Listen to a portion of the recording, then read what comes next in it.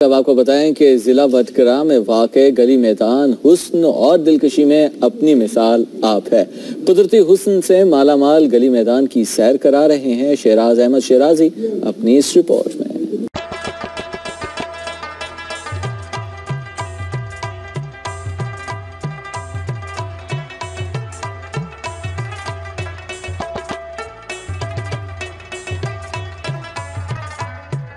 خوبصورت دلکش سرسبز و شاداب پہاڑوں کی وسط میں حسین و جمیل وادیوں میں ٹھنڈی ٹھنڈی بہاروں میں گھنے جنگلوں میں پرندوں کی سریلی آوازوں میں جینے کا اپنا ہی مزہ ہوتا ہے۔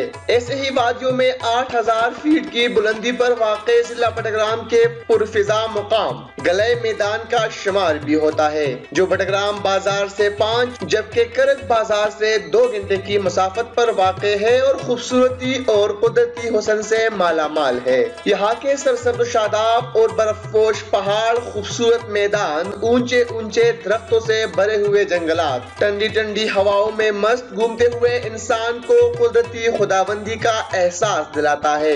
الفاظ میں بیان نہ ہونے والے اس قدرتی حسن کو دیکھنے کے لیے مقامی لوگ بڑی تعداد میں یہاں پہنچ گئے ہیں، مگر حکومت کی عدم توجہ، منتخب نمائندوں کی غفلت اور پختہ سڑک کی عدم دستیابی پر شکوہ کناں نظر آ رہے ہیں۔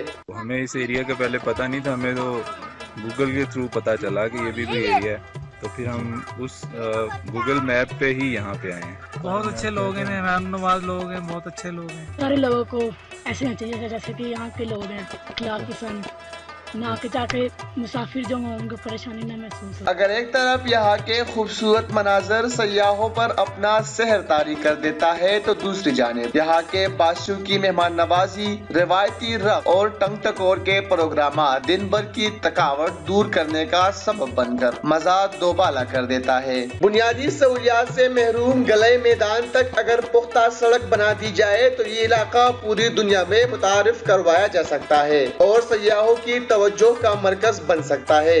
اگر حکومت اور محکمہ سیاحت اس طرف بھی تھوڑی توجہ دے تو نہ صرف سیاحت کے شعبے کو فروغ مل سکتی ہے بلکہ یہاں کے رہنے والوں کو روزگار کا ذریعہ بھی میسر آ سکتا ہے۔ شیراز احمد شیرازی، ضلع بٹگرام۔